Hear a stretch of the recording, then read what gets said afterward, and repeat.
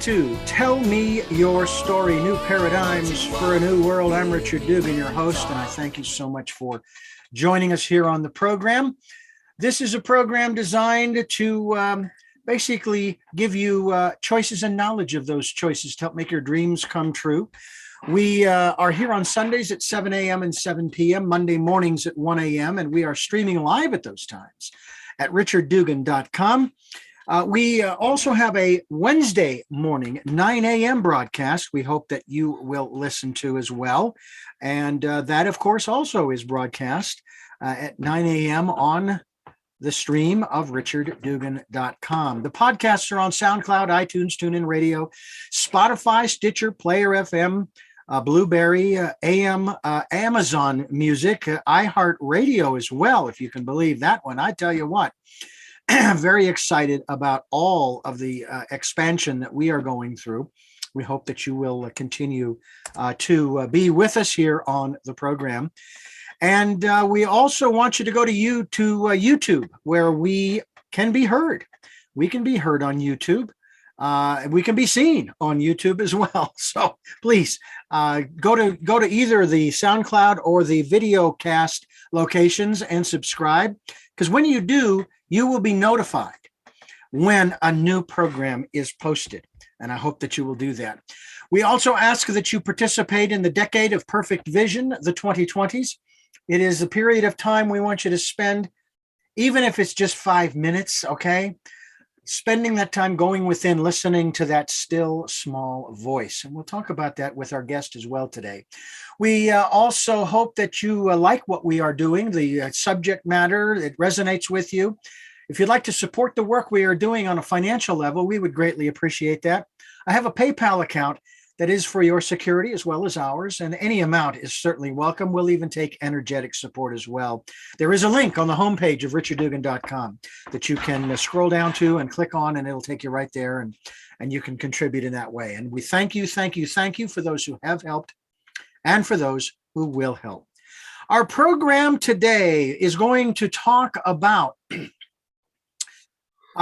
basically a journey, a grassroots inspirational journey with our guest from when it all started with 4 guys in a van with no AC. I can relate to that, coming from Phoenix, Arizona, traveling across America, to how this led to the success of our guest, Udo Erasmus Choice Brand. We're going to find out what Udo's Choice Brand is, and he'll also discuss with us business and the most important aspect.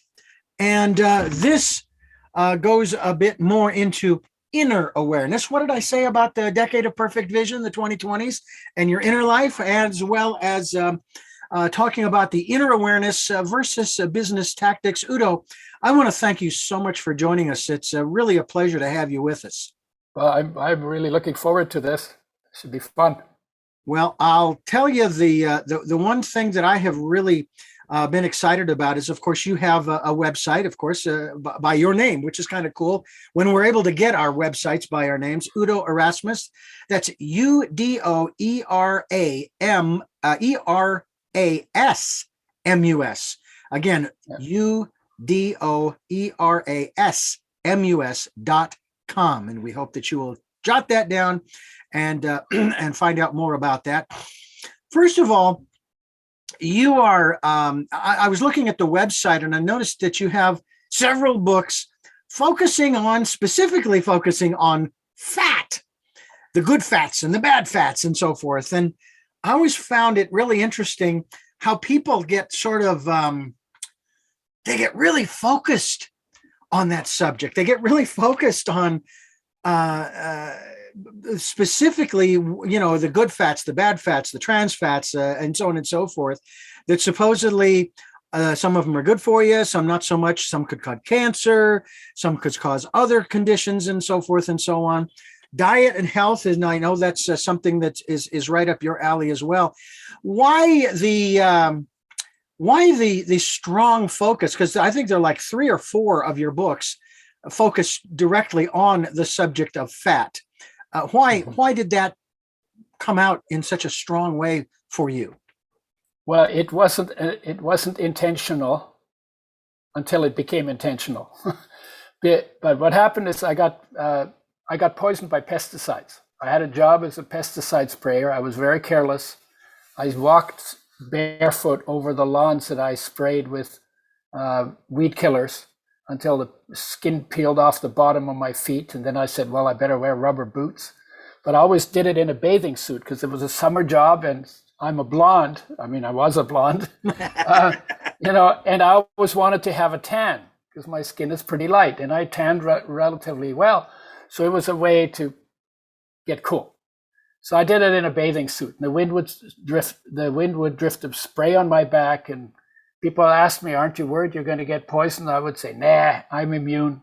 I think we call that testosterone poisoning. It happens to young men until they have their first disaster. It was actually not my first disaster. And so when I got poisoned, I went to the doctor and the doctor said, we don't have anything for pesticide poisoning. And all of a sudden I became super interested in health and went into the journals because I have background in science and biosciences and psychology and had a year of medicine.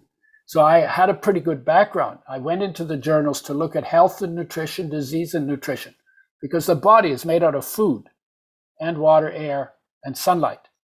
And I figured that if something goes wrong with the body, if you raise the standard of intake of food, water, air, and sunlight, then within a year, you will have rebuilt 98% of your body to a higher standard because you set that standard.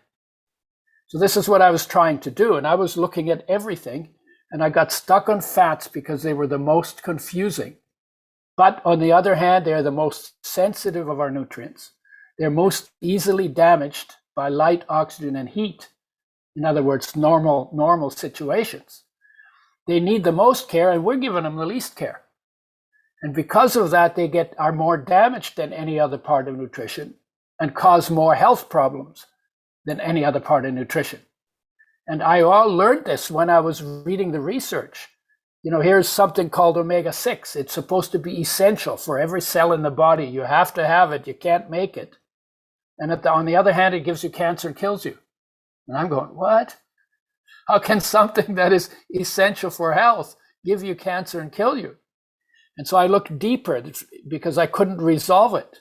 I looked deeper, found out the damage done to oils by processing and by food preparation is why omega-6s that are essential are damaged and then make you sick. And it wasn't the omega-6s that are the problem. It's what we did to them that was the problem. And I came to the point where I said, I can't get healthy having been poisoned by pesticide and having cancer to look forward to. I can't get healthy on damaged oils. We should make them with health in mind. And then I developed a method for doing that and started an industry, the industry of making oils with health in mind. So that's a short version of a long story. By the way, there were only 2 guys in the van, not 4. Oh, okay. Well, then there's a typo there. We'll get in touch with the PR firm and get that number straightened out. Yeah. We're talking with Udo Erasmus here on Tell Me Your Story. I'm Richard Dugan, your host, and pardon me, and I am really grateful that he is with us because when we talk about health and wellness, Udo, I put it in this context that I actually use the analogy of a vehicle, a combustible engine, internal combustion engine, and I use the example of when my wife and I owned a Volkswagen Jetta, and it was diesel. No big deal. I mean, diesel, gasoline, it burns, it makes the machine go forward or backward. Well, we went to a car wash where they fill up your tank and they wash your car and all of that kind of stuff. And we told them very specifically, and be sure you put in diesel. So we get the car back afterwards and we get in the car and we start heading down the road and the car slows and stops. And we're going, what happened? What went wrong? Turns out they put gasoline in the tank, the wrong fuel. Yeah. Well, they paid to have it repaired, and so we went on our merry way after that. But it goes to show that if we put the wrong foods or those foods that are deficient in the elements necessary for the human body to not just function, but I also talk about how we have the ultimate pharmaceutical company within our bodies that creates the chemistry that we utilize depending upon the circumstances in which we face, right? And that would be in terms of the stresses, the joys, the sadness, the grief, all of these different things. And if our body doesn't have the right chemicals, if you will, or materials to work with, it can't generate them. So then we have to get them from the outside. And when we get them from the outside, they're not always the best. Is that sort of where you're coming from, that we need to start putting we need to have started a long time ago, putting the right fuels, the right materials into our body. Otherwise, the body can't, as you just described, that process in 1 year isn't going to happen. As a matter of fact, most likely it's going to get even worse. If we don't do what we need to do, if we don't live in line with nature and our nature. I mean, let me dumb it down even more. Look, you cannot make a human body out of just sand on the beach. If you just ate nothing but sand, you would definitely not be able to continue to be healthy. Or if you drank gasoline, you can't just do anything and expect specific outcomes. It's very specific. You can't live in a nitrogen atmosphere if there's no oxygen in it. You die in 7 to 8 days if you get no water starting right now. You'd be dead in 7 or 8.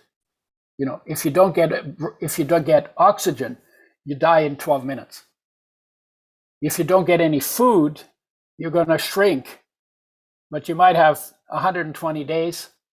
The longest anybody's stayed without eating any food, 361 days. It was a person who was super overweight, so basically they lived off their fat. Wow. So and the body is always turning over. It's always turning over. About a half a pound to a pound of your body goes into the bucket every day. And I'm not talking about bowel movements. I'm talking about scrapes off your skin, scrapes off the inside of your digestive tract. If you talk about water, you drink your body's weight in water every day. So that water flows through you and does what it does in the body, and then collects wastes and goes into the bucket, right? So you're talking like in a year, it's like 12 to 15 times your weight in water will go through your body. So everything's always going through your body. Oxygen goes through your body, goes in as oxygen, comes out as carbon dioxide. Always turning over, always turning over. Your digestive tract lining turns over every 4 days. Your liver every 6 weeks. Your different organs in different rates, but everything is turning over. The calcium you eat, the magnesium you eat, the essential fatty acids you eat, they get metabolized, they go out of your body, you keep having to replace them. That's why you have to eat after you're grown. And that's also why healing is possible, because you're always turning over. So then if you change what you give the life to work with, then you change what kind of a body it can make for you. And central to that are 42 essential nutrients, which include 18 minerals, 13 vitamins, 9 essential amino acids that come from proteins, and 2 essential fatty acids that come from oils. And those are molecules that your body cannot make from anything else that you eat. And because it can't make them, but has to have them to live and be healthy, you have to bring those in from outside. And by the way, plants make them for you. Plants make most of the essential nutrients for you. So they're not essential to plants because they can make them from scratch, but they are essential to us, and that's why I depend on plants, to eat plants, to bring them in, because they made them, right? So that's the foundation of the building blocks that are required to make the building called the human body. And some of those molecules are for energy, and some of those molecules are for structures. So you have cells that are structures, and the cell's work is done by energy. And the energy comes out of molecules too. It's actually stored solar energy. It is stored in the bonds between atoms to make molecules. And we eat those as food, then break them down in our body. And when we metabolize them in our cells, the bonds are broken and the solar energy is released. But when it's in our body, it's called life energy or life. Life, the energy, the power, what powers everything, weighs nothing, runs everything. And when it separates from the body, body's dead. We don't know where the energy goes, basically. How is that different in terms of the, shall we say, the turnover of the human body in that 1 year period that you describe? How is that different from every 7 years we have regenerated a whole new body? Yeah, because some things turn over faster and some slower. The idea is 98% is rebuilt in 1 year, but to get 100% rebuilt takes 7 years because some things are rebuilt more slowly. It's the same idea though, is because everything is always turning over. Yeah. But in your body, there are so different flows at different rates. It's not all turning over. It's not like, today your face changes and then tomorrow your kneecap changes and the next day your bum falls off and you get a new one, right? It's happening at different rates in different places throughout the body all the time. The body is literally a major construction site. Interesting. Hadn't really thought of it that way. That's fascinating in that respect. We're talking here today. I think you folks are going to really enjoy this program. Udo Erasmus is my guest here on the program, udoerasmus.com. We'll be linked to your website. What I want to jump over to something that I had read about and I mentioned at the front end of the program. Describe for us this choice brand. I mean, it's right up our alley because we're giving people choices and knowledge of those choices to help make their dreams come true. In this program, we are sharing with our listeners the choices that you present to us of how we might live a healthier and longer and quality filled life. I don't care if I were to live to 100, which is what my plan is. If I'm not healthy, forget it. All bets are off. I'm done. I want out. Yeah. And even if you want to stay in, you might go out. And that's the other thing too. We don't know what the expiration date is. Exactly. But talk to us about the choice brand. Well, yeah, we call it Udo's Choice. That's a brand. And in that brand, we work with essential fatty acids, an oil that's a blend that has all the good things you need from fats and none of the bad things that you should avoid. The book that I wrote is called Fats That Heal, Fats That Kill, because they're literally two opposite stories in this one area of nutrition. And unless you understand which are the good ones and bring them in, and which ones are the bad ones, and make sure you leave them out, you're never going to be able to get a handle on how oils affect your health. So what we did is we made a blend with health in mind, protected from light, oxygen, and heat, with both essential fatty acids, omega-3 and omega-6, in the right ratio that gets you the most energy, in glass, because plastic leaches into oil. It should not be packaged in plastic. And it's an oil that's refrigerated in the factory, refrigerated in the stores, and you refrigerate it at home. So we made it with great care because oils are vindictive. If you treat them with care, they'll take care of your health. But if you damage them, they will damage your health.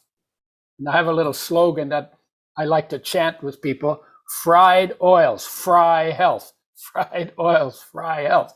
Because when you burn foods, you're burning the protein, that increases inflammation and cancer.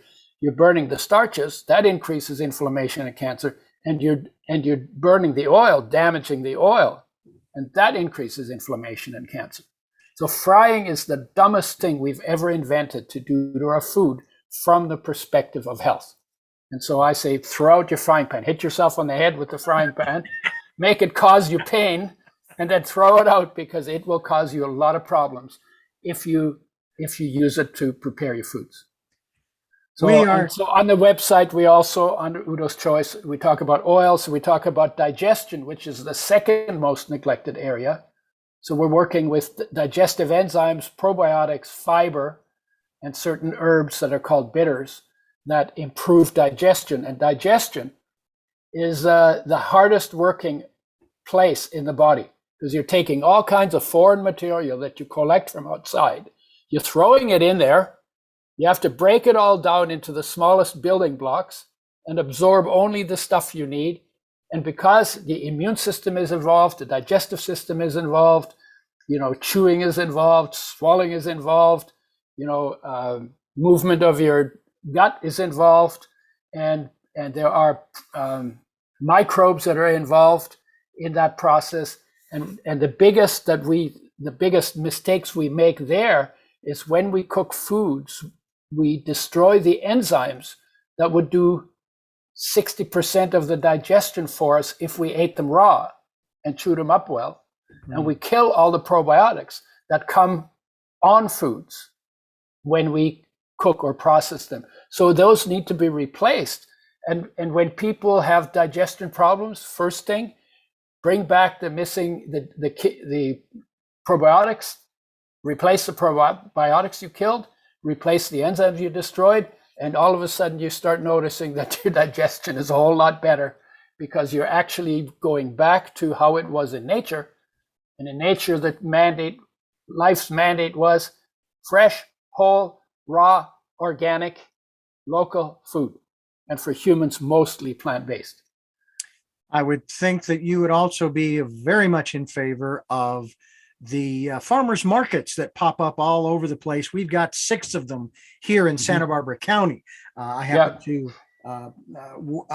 co-host a program called Farm to Table, and we talk with the general manager of the Santa Barbara Certified Farmers Markets. And we have one that goes right down the center of town on a Tuesday afternoon, and sometimes I have the freedom to go down there, and I just love being around the people who are bringing in these fruits and vegetables and other things. Yeah. Is it accurate to say that the human body is a filter, and that it's important for us to take in, and as your example is stated, in raw form, the fruits and vegetables that are seasonal, that we should actually go through that process, because that's what nature intended in order for our bodies to function as a proper, again, I'll use the term, filter. Mm-hmm. Well, that's how it was in nature before we had refrigeration and before we had trucks and railroads. Mm-hmm. I live in Vancouver, right? So we get oranges in winter that come from either California or from Florida. Mm-hmm. Well, by the time I get the orange, it's 2 weeks old. This is not fresh. When you go to the supermarket, usually the food in the supermarket is a week, 2 weeks, 3 weeks old. You call them fresh vegetables, but they're not fresh. If you go to the farmer's market and he brings you the food that he collected on the farm the day before, that's fresher. If you have your own garden in your backyard, or you live on a farm and you just go out in the garden, like I did when I was a kid, we just would go in the garden, you pull out the carrot, wipe the dirt off on our pants, and that's fresh. Mm-hmm. And if you look at it in nature, every creature eats like that. The deer don't take grass and then they dry it and they do stuff with it. Then they, maybe put a little pepper on it or whatever it is to spice it up, right? No, it's just walking around, and there's a clump of grass. Its tongue goes around the grass. It pulls it up, cuts it off. It's literally from growing to mouth. In like a second. Yeah. That's fresh. Yeah. I could have sworn I saw a bunch of squirrels having a party around a Weber grill. Yeah. I know. I'm still looking for a squirrel with a frying pan. Exactly. Not a squirrel in a frying pan. No. A squirrel with a frying pan. Exactly. We're talking with Udo Erasmus. UdoErasmus.com is the website.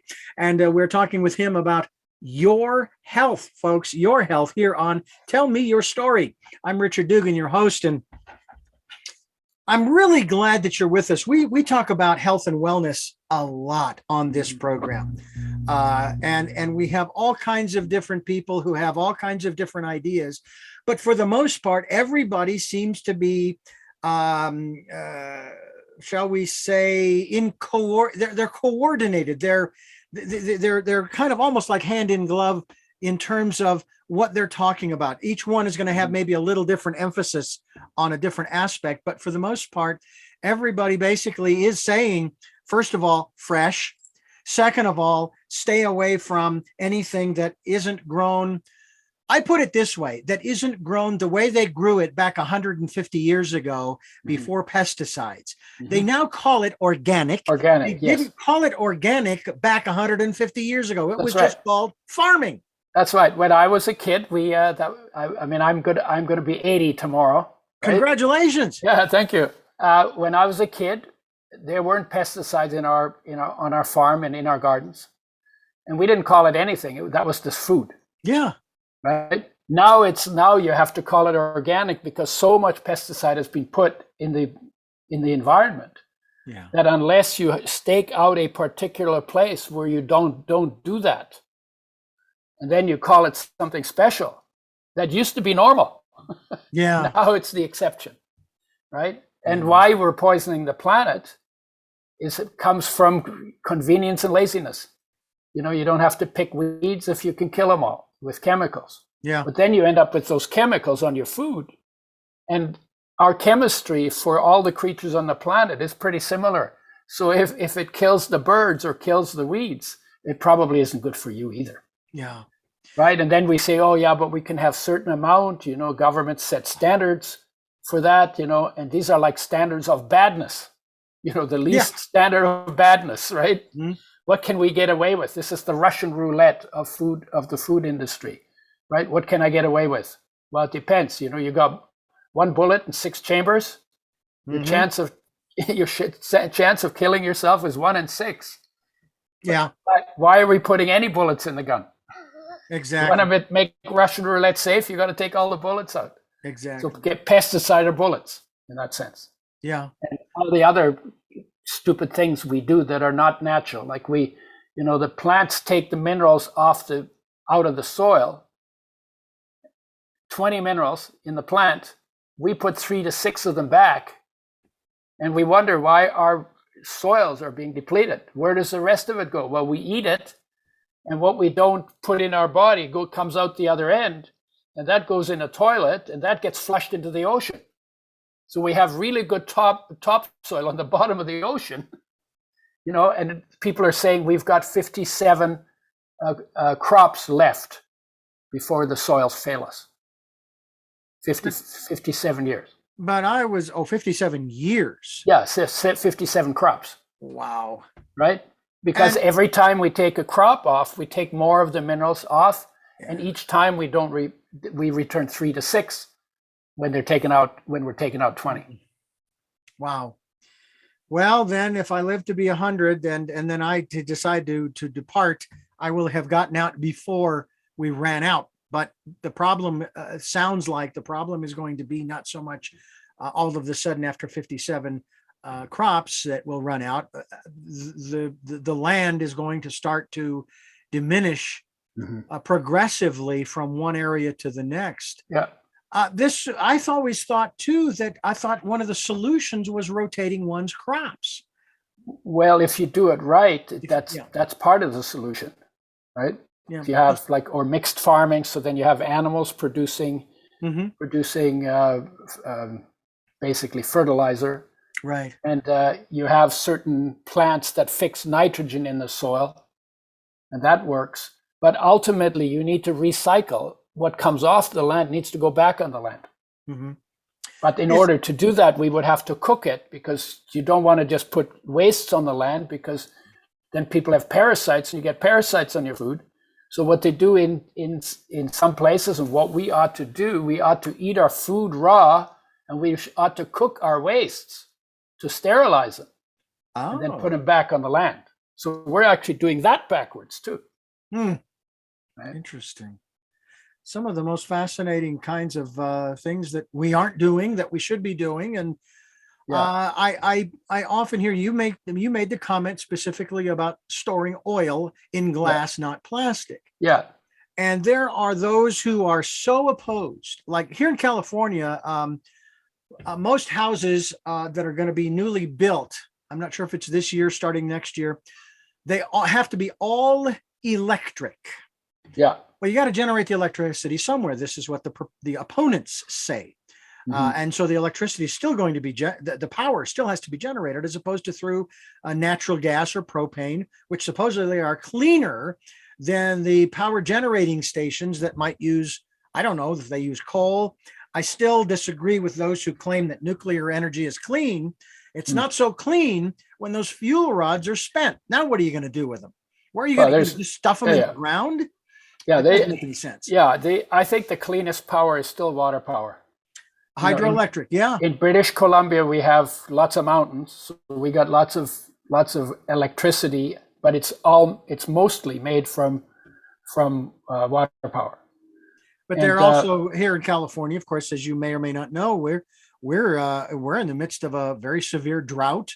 Yeah, it's been going on almost as long as I've lived here in Santa Barbara. I've been here 16 years. Yeah, and they've been crying drought for that long. Well, the big issue is instead of crying drought, plant a tree. Yeah. Because if you put enough trees back, we used to have 10 trillion trees on the planet. Yeah. We now have 2.5. Oh. So we've taken 3/4 of the trees off the planet. And what happens is when you have trees, they keep winters warmer, summers cooler, and determine weather, because they need water. And they in South America, in Brazil, in the Amazon, that's a whole ecosystem. They actually create their own water power, and their own weather to get the rain that they need in the tropics. Well, if we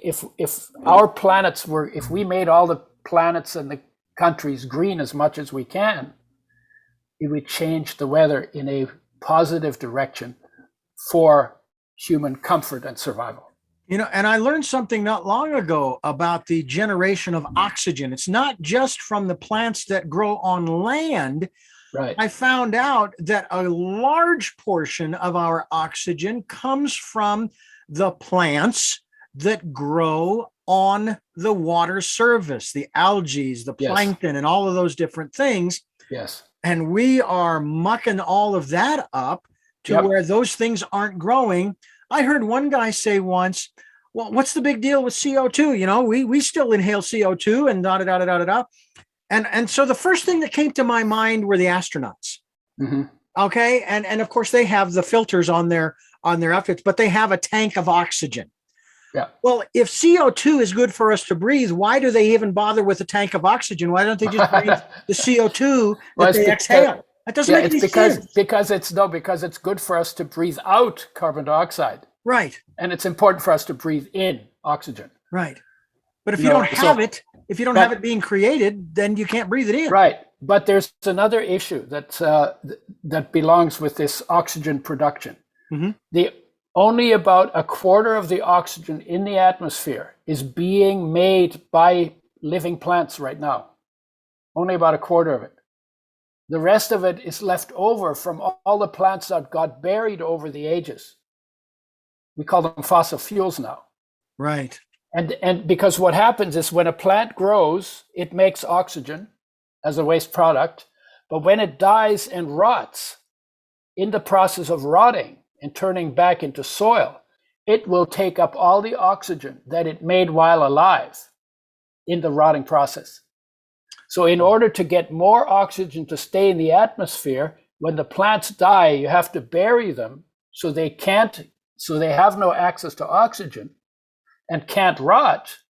And then that oxygen stays in the atmosphere for you to breathe. That's what happened long time ago. Yeah. And for a very long time on the planet, there wasn't enough oxygen for the likes of us to be able to live. Yeah. That took about 2.5 billion years to make enough oxygen for the first air-breathing creatures to be able to live. And we're living as the result of the luxury of the oxygen created by plants and then buried. Yeah.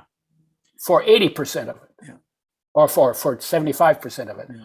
And for the other 25%, we're getting that from plants. Yeah. We ought to be in awe of plants. Even weeds and poisonous plants make oxygen that we need to breathe.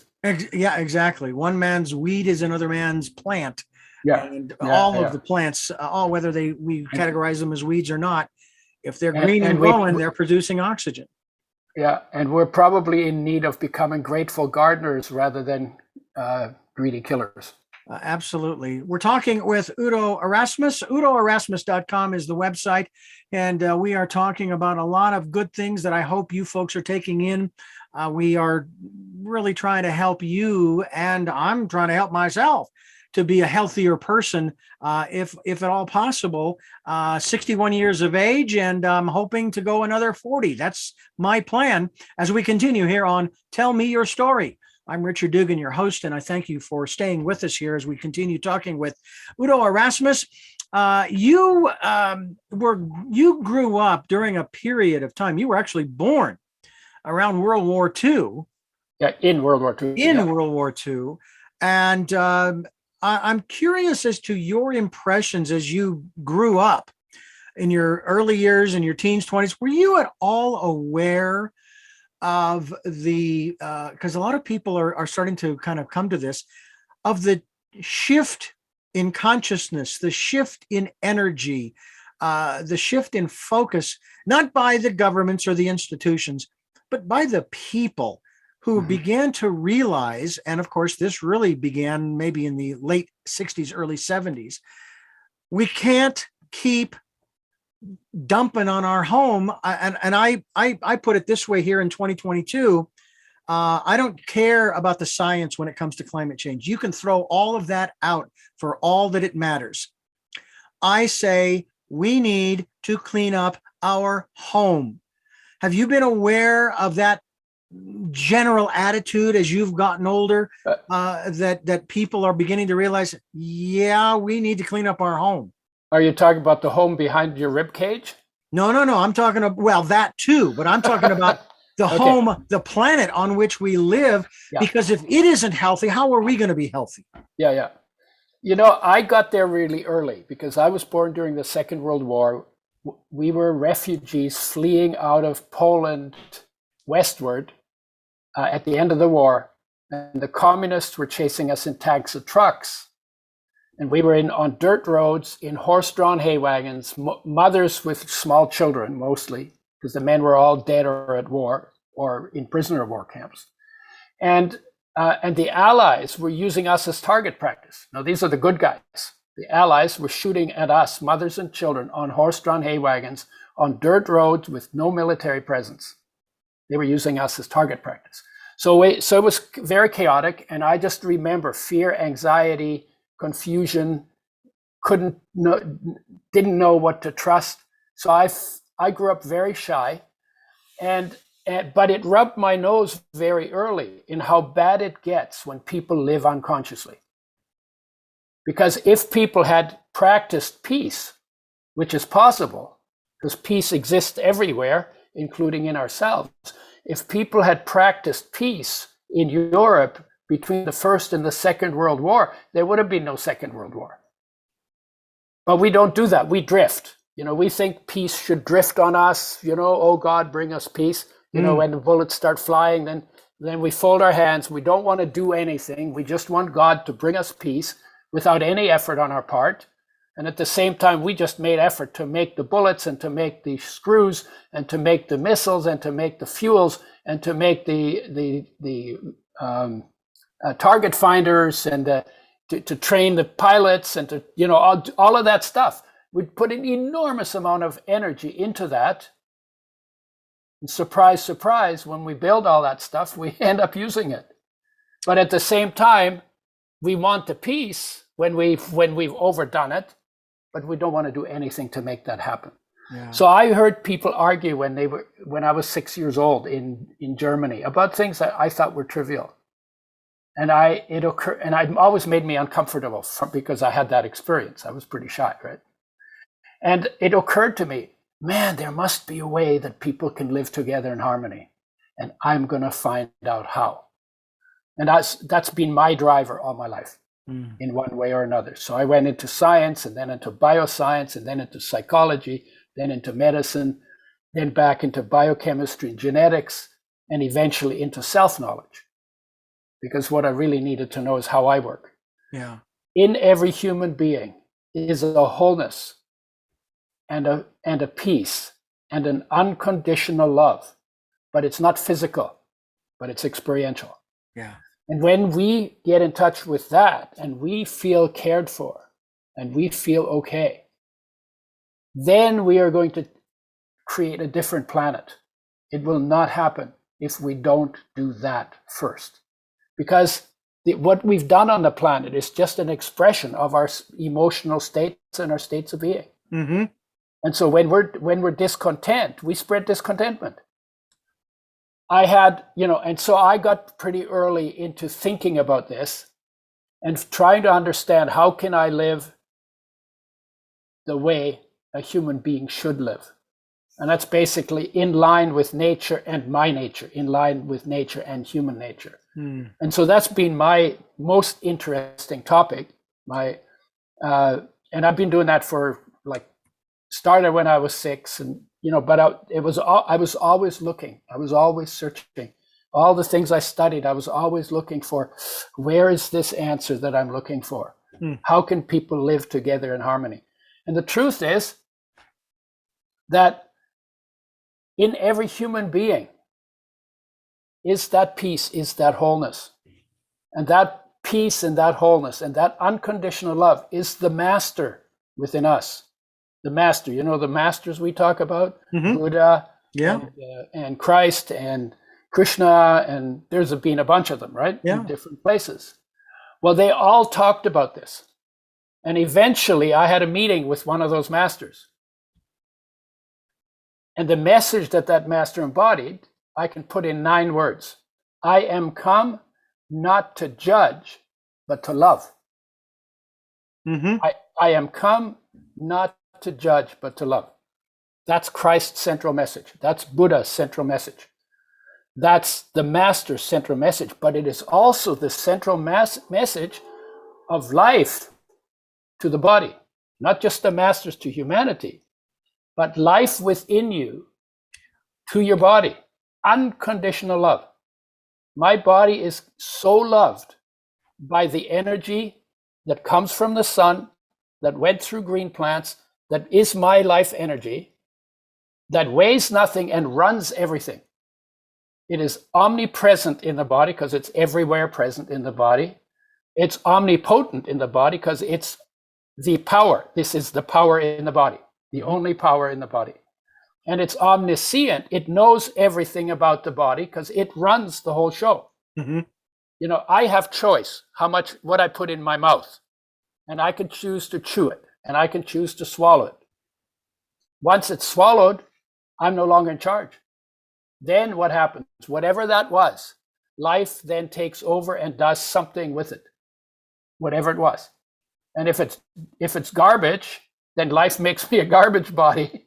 And if it's in line with nature and my nature, then life makes a body that works. Right? Yeah. So, I hear you. Yeah. And to take time to sit still, to touch into that unconditional love and that peace is the transformation that the world is looking for or requires if we are to survive this century and the next. Because we're up against it now. We've taken down 3/4 of the trees. We've polluted the oceans like crazy. There are going to be no fish in the ocean by 2048, according to the estimates of the people who work in that arena, in science, in this research in that arena. We're becoming more and more autocratic. We are becoming less and less reasonable. We are thinking that our thoughts are more and more important, and our bodies less and less important. and we're actually doing it to ourselves. And it's getting worse and worse every day because it all comes out of discontent. Yeah. And the discontent comes out of being disconnected from ourselves. We were connected in the womb. I call it the Buddha tank. Mm-hmm.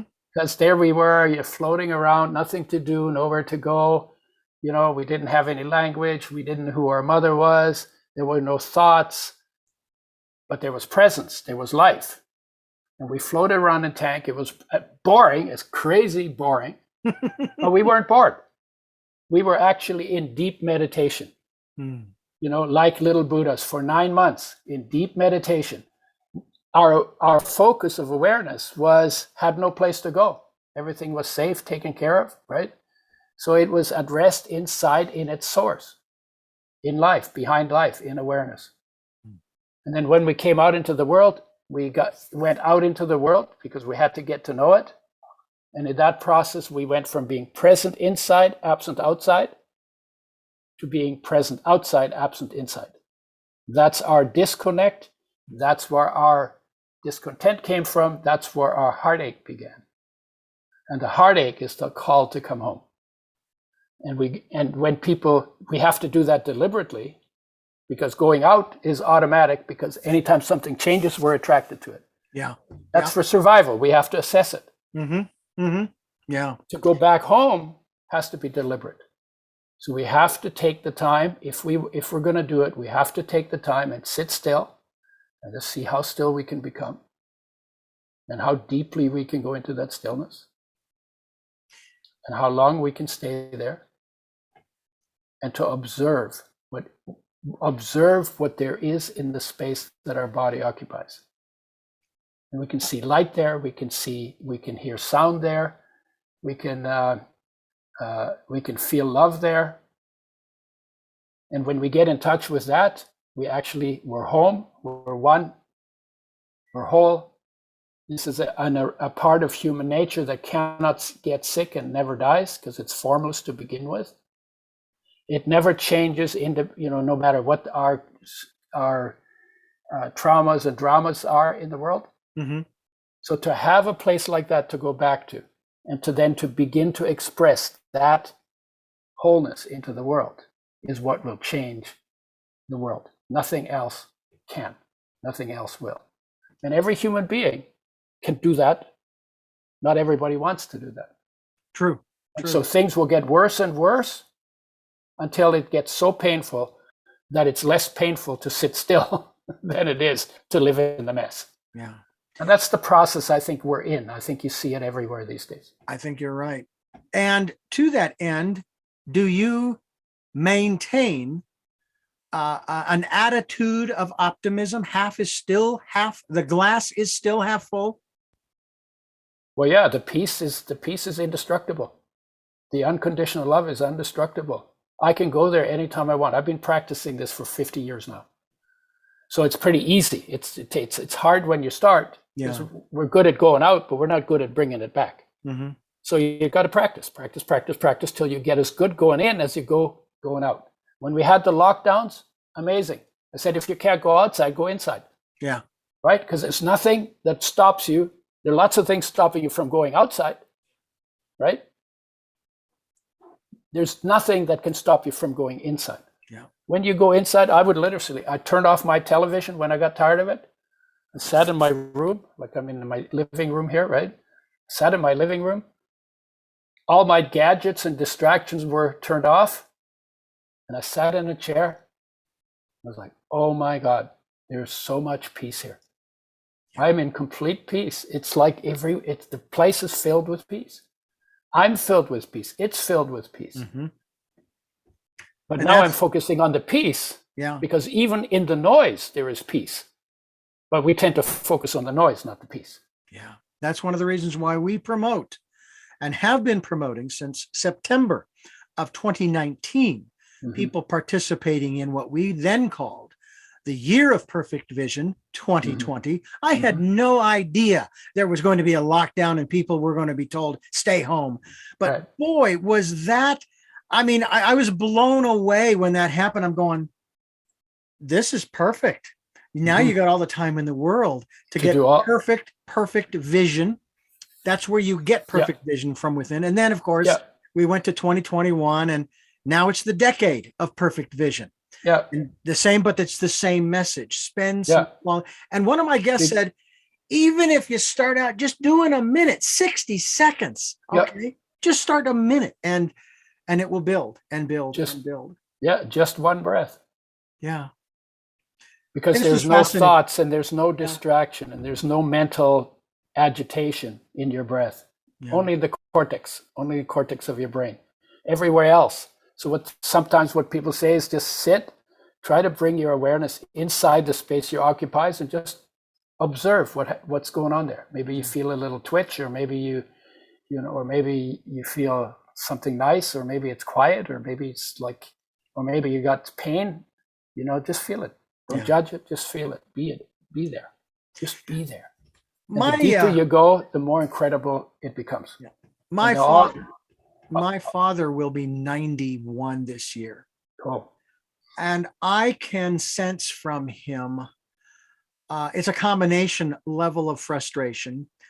He is actually physiologically, he's healthy as a horse. Has some stability problems walking.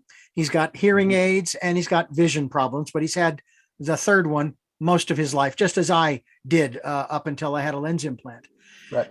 But I sense in him, and maybe more so now since the loss of his eldest daughter, my eldest sister, just recently, that and he kind of verbalized it to my mother. He says, "You know what? I'm tired. I'm ready to go. I'm ready to go." Well, remember, I said he's healthy as a horse. Mm-hmm. So my mother, in her inimitable way, she says, "Okay, so what are you going to die of?" Because he has no conditions, And I think that a lot of us are in that space right now where I don't think that necessarily we want to check out. We want to leave. But I think one of the things you said earlier, that we seem to, even though, yes, we are, when change happens, we're attracted to it. We got to go check it out, right? That doesn't mean we like it. No, it's also for survival, because you have to assess, is this friend or foe? Yeah. And then you either embrace it or you run, right, or you fight. Right. So it's for both. Right. So, but at the same time, I've been thinking, regardless of what the change is, and yes, I understand what you're saying about flight or flight or fight, as it were, or embrace, flight or embrace, shall we put it? I think we need to come to a place of making change our friend, realizing that it's inevitable. It's going to happen. You cannot, it's as they say, the constant in the universe. So why not make it your friend regardless of what comes along? And then, of course, if you want to evaluate it, that's fine. But don't get all bent out of shape because things changed. Right. Well, the truth is everything on the outside is changing, always changing. Mm-hmm. We like to be able to in control of the rate at which it changes. Yeah. Yeah. And when it gets too fast, and then we don't think we can handle it, then we get upset about it. But the other way to look at it is, here you live in the world of change. The surfaces of everything is always changing, but you live on a foundation of unchangeableness. That is your foundation, and that is the foundation of the universe. That's what we call peace. Mm-hmm. It's also called awareness, because awareness has no content. It just observes. It just witnesses. It just is present to. It doesn't take sides. It doesn't trip your head. It just is present and allows it instead of trying to control it. Yeah.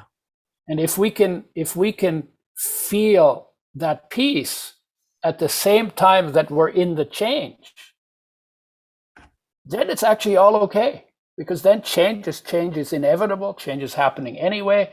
Change is not always under your control, because because it's much bigger forces at play than you are, right? Than I am. But to enjoy the change as a play, an inevitable play that I get to enjoy, from a place of stability, from a place of peace, from a place of I'm okay, as long as the play goes on, as long as I'm able to take part in it.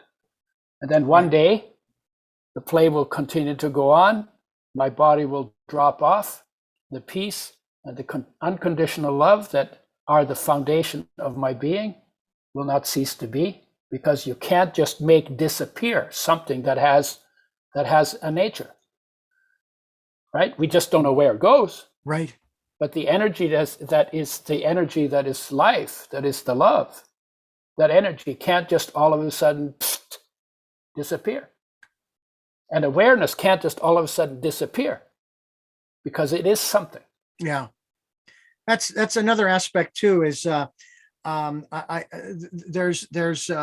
ignorance, and then there's stupidity. Ignorance is I don't know. Yeah. Stupidity is I know, and I still do sort of, or stupidity is I know, but I'm actually wrong about it. Exactly.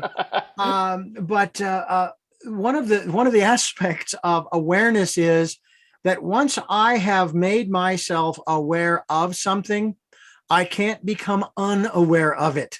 Right. And so to plead ignorance, that's stupidity. It's like, Richard, right. You learned this years ago. What seems to be your problem? You know what to do.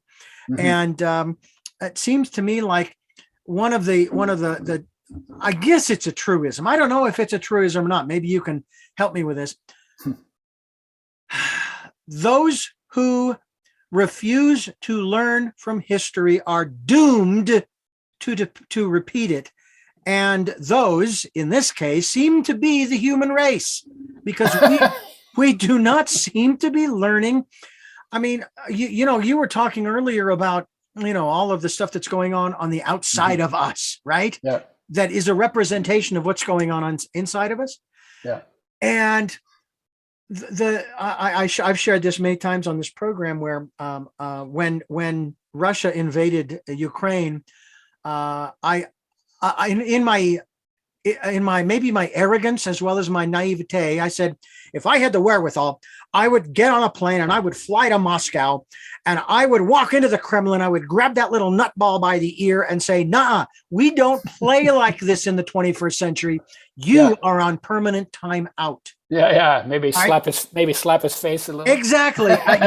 Your mother is ashamed of you for the way you are behaving. Yeah. This is not how we children, we do not play like this anymore. That is in the past. That is in the 20th century. We should have learned it before that, but that's not done now. And of course, I shared this with someone who said, well, let me know when you get the wherewithal. I will join you and we'll go together. Yeah. So I think this idea of, if you don't learn from history, then you're bound to repeat it. You have to ask yourself, what exactly are we supposed to learn from history? Because in fact, good question. Yeah. So I learned from history because I was involved in it. And I said, there must be a better way to live.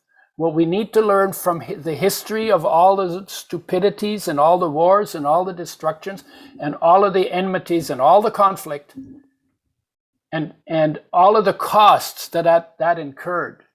It seems to me what we need to learn from history is that you need to live from a deeper place in your being and cultivate that place deliberately as peace, as unconditional love, as feeling cared for, as inspired creativity.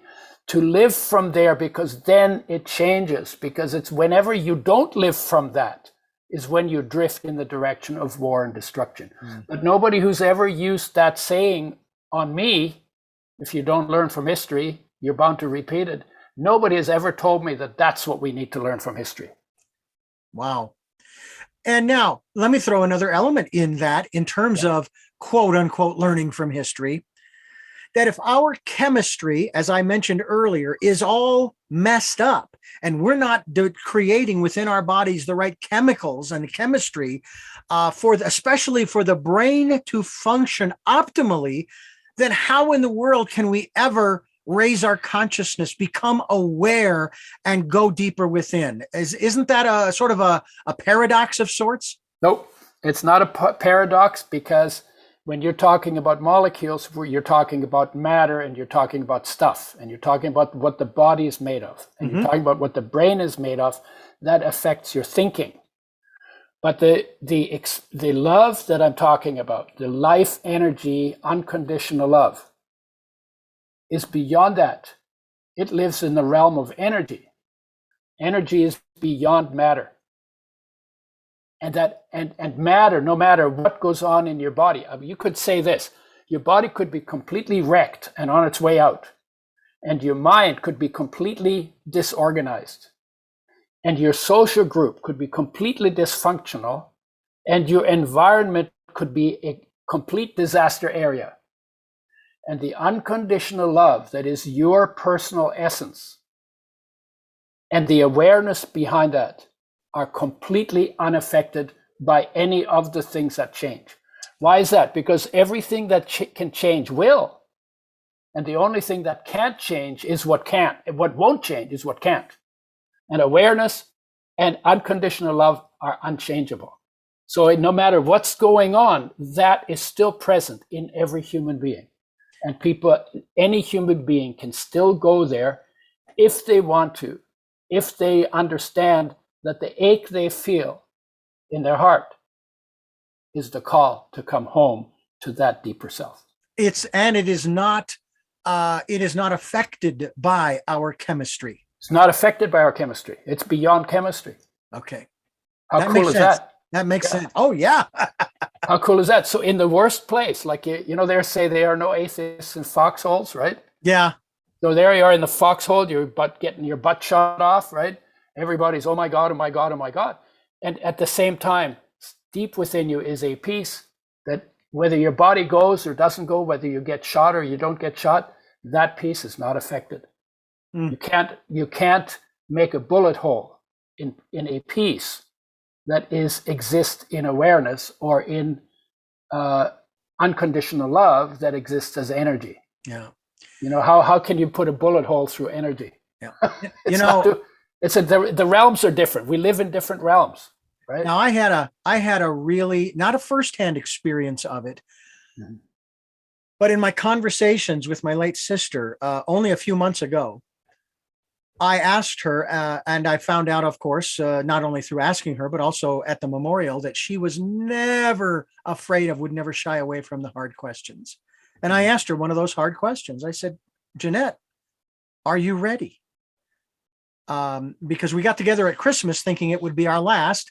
She was so chipper and so up at Christmas. I'm thinking, nah, this isn't going to be our last, not knowing what condition that she was dealing with at that moment.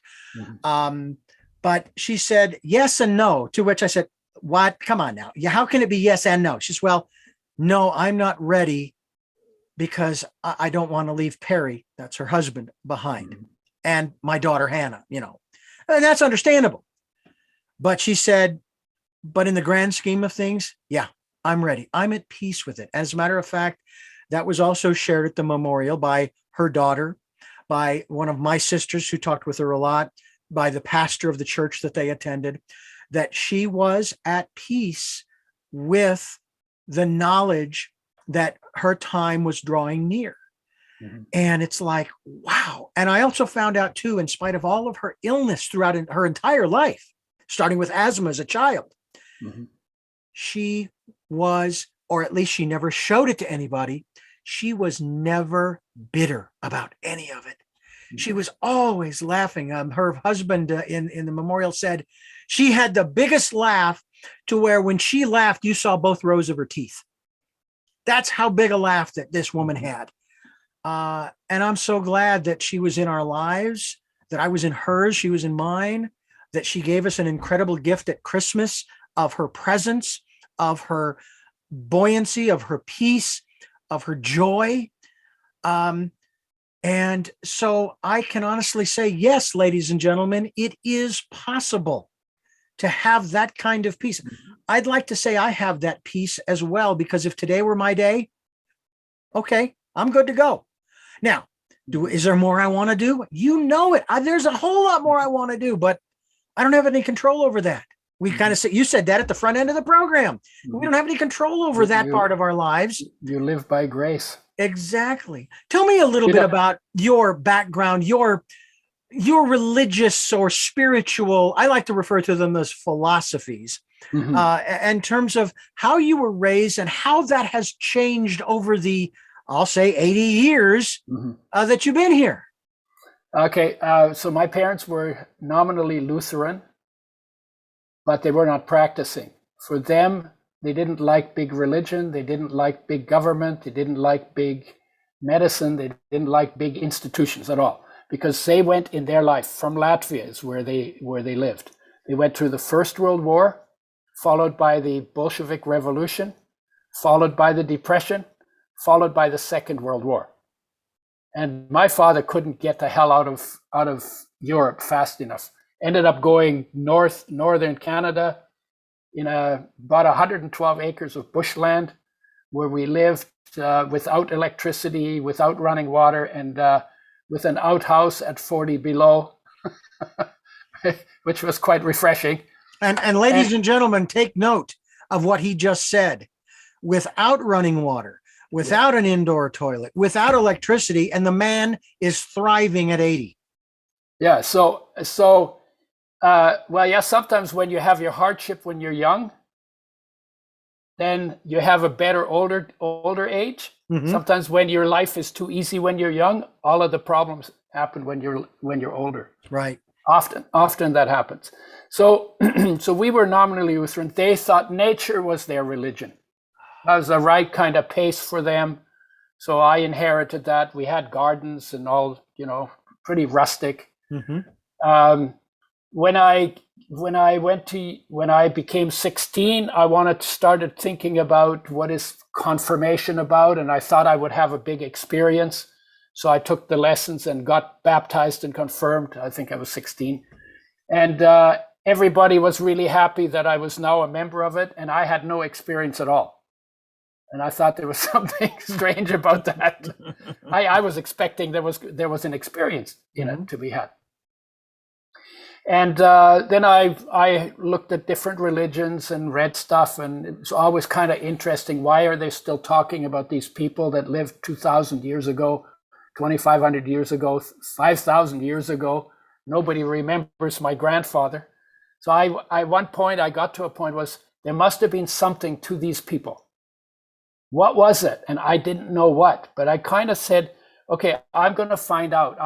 And the goal I set for myself, I want to have the experience that John had, that inspired him to write this poetry that begins with, in the beginning was the Word, and the Word was with God, and the Word was God, and then it goes on, and Word became flesh and dwelt amongst us, full of grace and truth. Well, the hair goes up on the back of my head every time I say that. And my question was, well, what was this guy experiencing? Because you don't write poetry if you don't have any experience. Yeah. Right? So I want to know what he experienced. And then a couple of weeks later, I said, wait a minute, why don't I go for the whole enchilada? Actually, I want to experience what Jesus experienced that inspired him to what he did and what he said. Now, of course, I didn't have any idea of how to go about it.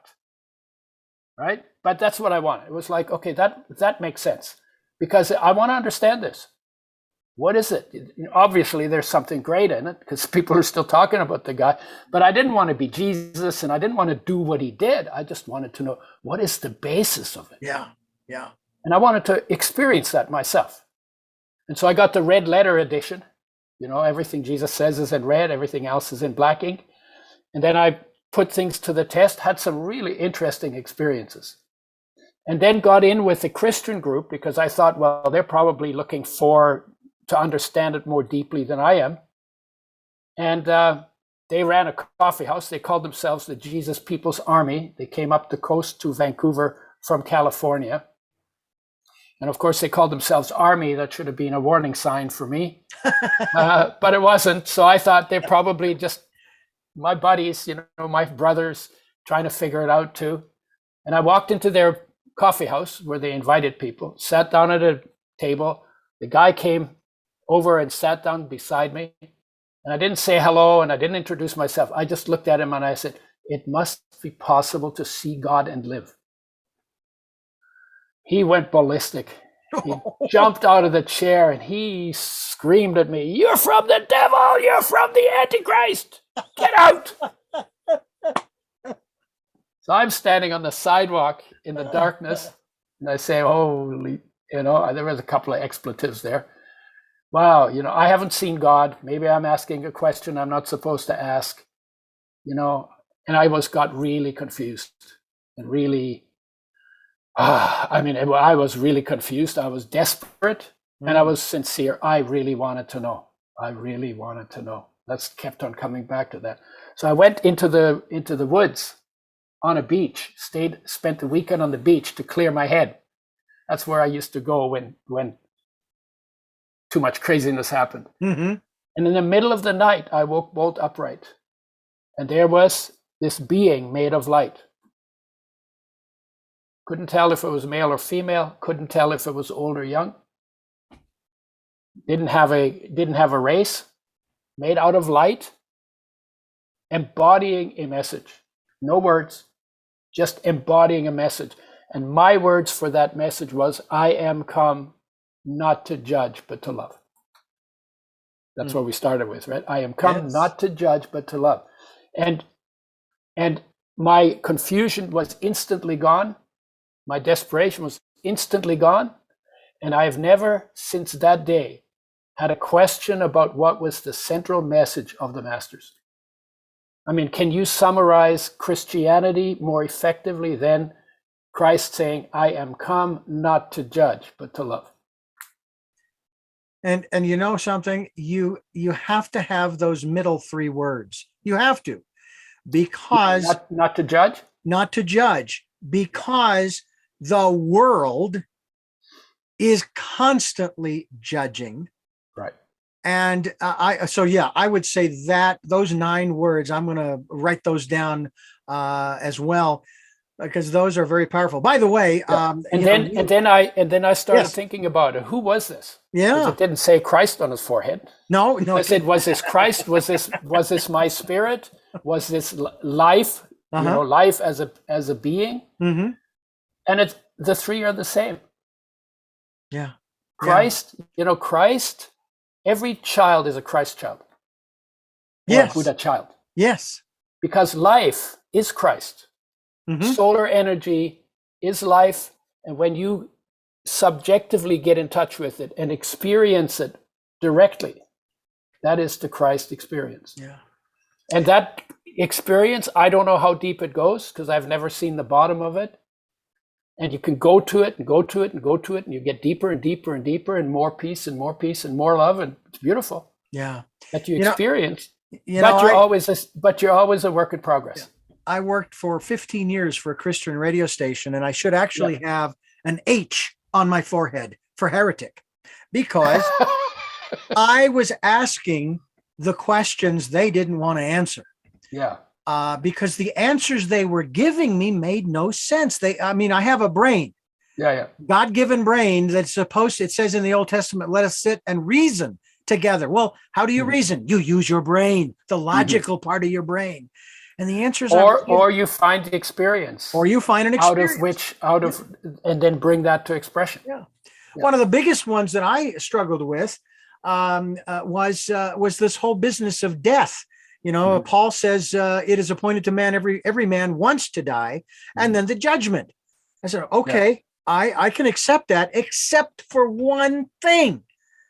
Jesus raised Lazarus from the dead. Now, was Lazarus really dead, or is he an exception to the rule? And if he's an exception to that rule, then there must be exceptions to all of the rules if you want to live by rules. I can see how you're a heretic. Yes. Yeah. but those are good questions. Yeah. By the way, it comes, because I really want to know. Yeah. I've also came to the conclusion about what perfection is. In the New Testament, Jesus says, "Be ye perfect as your Father in heaven is perfect." Yeah. And I struggled with that for a little while. And then I remembered some of the Old Testament passages where God is speaking I am that I am. And of course, I also logically thought God is neither good nor bad, right or wrong, sinner or saint. God just is. So to Yeah. be perfect, even as your Father in heaven is perfect, is just to be, and Yeah. to be in that quiet, still, Yeah. calm, Yeah. peaceful place, that inner Yeah. place you're talking about. Yeah. Or to be fully present in all of your being. Yeah, that's exciting. It But that really takes is. but that takes practice. It does. It does. And I'm happy with that practice. My view is this: we're in the time of the second coming, but the second coming is not some guy coming out of the clouds with a cannon, but every human being discovering the Christ that has always been within them. And they might actually call it Buddha, or they might call it something else. They might call it life. They might not call it anything religious. Yeah. But to be in touch with that and to feel it. Ladies and gentlemen. And when 8 billion people feel that, Yeah. that Yeah. beauty and that peace and that unconditional love, Yeah. then taking care of the problems of the that we've created by being out of touch with that are going to be very easy to fix. Absolutely. And to making sure that everybody's basic needs are taken care of. Yeah.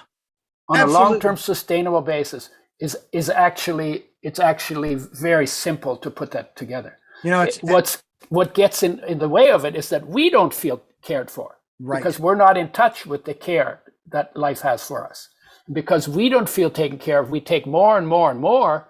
And the really rich people who obviously could give away most of their money, they hang on to it because they're afraid that if they gave away what they don't even need, they would feel even worse than they do. So they hang on to it. The moment they feel cared for, because they bring their focus to where we are cared for, then they can say, oh yeah, what do I need? I don't need this. You know, you need it.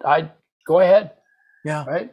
And it would change everything. And and it would change how we do politics, and it would change how we do health, and it would change how we do relationships. And it would, because we'd be living in peace and love and joy. Yeah. And we'd have insight and we'd have wisdom, and we'd be able to actually love other people as an outcome of being love in our own being. Yeah. That's a real thing. I mean, I'm not talking about a hope. I'm talking about something that I experience on a regular basis. Right. It's only impossible until it isn't. Yeah. And when I hear people, when I say, you know, we need to solve this problem, blah, blah, blah, blah, blah. Not possible. I say, until it isn't. Yeah. Until we say, you know what? We are going to, this is, by the way, and I will share this real quickly with you before we wrap things up here. I was a Baha'i for a year and a half in the early 90s. Yeah. And one of the most beautiful aspects of that philosophy has to do with I don't want to call them a governing body, but it was it's a group of 9 who are selected from the congregation at all of the different levels, from the local to the state to the national, and then to what they call the International House of Justice that resides in Haifa, Israel. And their process is basically like this. Udo, you come to them, you've got a problem. All right. Doesn't matter what it is. You got a problem and you need some help with this problem. And so they'll say, okay, well, what's the problem? And you tell them what the problem is. Okay, give us some time. Let us mull it over, and we'll get back to you. Now, the members of this group never campaigned to be elected to these 9 seats. All right. By your life, that is your campaign. The way you live your life around these people each year is how you are elected. And you won't even know until you are elected that you've been elected, which is a beautiful thing. Okay. Yeah. So no ego involved. And when you are a member of this body and you are working on solutions to the problem that has been presented, when you come out with an idea, it's put on the table, and now it's no longer your idea. Now it's the group's. So that when a decision is made, 5-4, 6-3, 7-2, 8-1, 9 to nothing, the decision is accepted by even the dissenting minority. They say, look, we're here to help this person. And so then you come back and they say, okay, here's our suggestion. Here's our suggested solution. Now, and if it works, wonderful. And we will be praying for you. If it doesn't work, and give it time, if it doesn't work, come back and we'll address it again. Nothing is set in stone. Mm-hmm. And yet we have governing bodies across this country, including at our national level, who are so divided, so egotistical, so partisan that they cannot see the forest for the trees. And it's just one of the saddest things that exists right now. And it's one of those things that we've got to find a way to get beyond it in order to be able to affect the changes that we need to move forward. Yeah. I used to go to firesides as well in my first year at university. Oh, yeah. Loved them. Loved them. I liked the idea that all religions were acceptable. So, when you accept one of the messengers of God, you accept them all. When you reject one of the messengers of God, you reject them all. Yeah, because the message was ultimately was the same. I am come not to judge, but to love. That's right. And the message that Udo brings is just coming through the messenger, Udo. All right. This is not a new message. Udo is just the latest incarnation, shall we say, of this message, not only in terms of what we've been talking about spiritually. Or just another incarnation. Or one of 8 billions that are on the track. Yeah. And it is amazing the circle that we have drawn, going from health and wellness on a physical level to dealing with that inner life. And that's where the indestructible health lives. Yeah. Well, Udo Erasmus, I want to thank you so much for joining us here on the program. This has been a great pleasure. UdoErasmus.com is the website, and we certainly hope you'll go there. Yeah. We will be linked to that website, so I hope you'll go there as you continue listening to Tell Me Your Story. I'm Richard Dugan, your host, and Udo, you have a final phrase or statement that you want to make? Yeah, the products that I talked about, the oils and the enzymes and probiotics, they're actually on a website called udoschoice.com, udoschoice.com. And everything else is on Udo Erasmus. Udo, all right. Well, we will encourage people to go to that website. And as I said, we'll be linked to that particular website. I do have 3 final questions that I like to ask all of my guests. Mm-hmm. You may have touched upon these throughout the program, but I like to ask them directly. However, before I do, I need to address you, the listener and the viewer, and let you know this is Tell Me Your Story, New Paradigms for a New World, and I thank you for watching and listening. We are here Sundays at 7 a.m. and 7 p.m., Monday mornings at 1 a.m., and Wednesdays for our special edition of Tell Me Your Story at 9 a.m. We stream live at those times at richarddugan.com. The podcasts are on SoundCloud, iTunes, TuneIn Radio, Spotify, Stitcher, Player FM, Blueberry, Amazon Music, iHeartRadio, and many other locations on the internet. And we're on YouTube where you can watch these interviews, and I really hope that you will, as well as subscribe to the podcast and or videocast so that every time I post a new interview, be it a podcast or videocast, you'll be notified and you'll be able to take a look and listen to the conversation that we have. Also want to remind you too, to participate in the Decade of Perfect Vision. I don't know how much more we could emphasize that as we've been talking here on the program about going within and finding that peaceful place and listening to that still small voice. And we also ask that if these programs resonate with you, please feel free to go to PayPal. It's there for your security as well as ours, and support us financially. We would be greatly appreciative. You can go to the website, richarddugan.com. There is a link to that PayPal account, and you can support us with whatever amount you feel comfortable doing. Ladies and gentlemen, we'll take energetic support as well. And we thank you for those who have supported and those who will support. And with that, we go to our final 3 questions for our special guest here on the program. And the first of those 3 questions is, who is Udo Erasmus? I'm part divine, I'm part environment, I'm part social, I'm part survival smarts. I am part physical.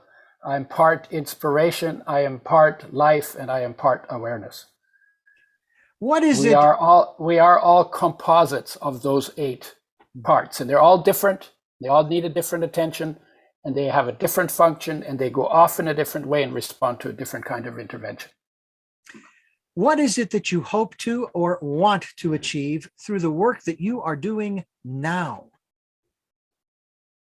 And a deeper consciousness around the world.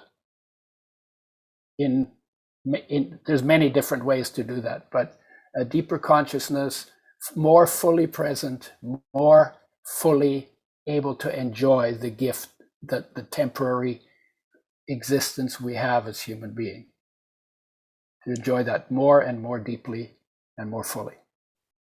And finally, what is your life's purpose? To be an expression of that wholeness. Well, Udo, I thank you again for joining us. It's been a pleasure, and I hope that we can get you back on the program to talk further about the work that you're doing and dive deeper into this conversation. Lovely. Yeah, this is really fun. I've really enjoyed it. Thank you. I thank you. And I thank you for listening to and watching Tell Me Your Story, New Paradigms for a New World, as we are giving you choices and knowledge of those choices to help make your dreams come true. Until our next broadcast, podcast, videocast, love to love.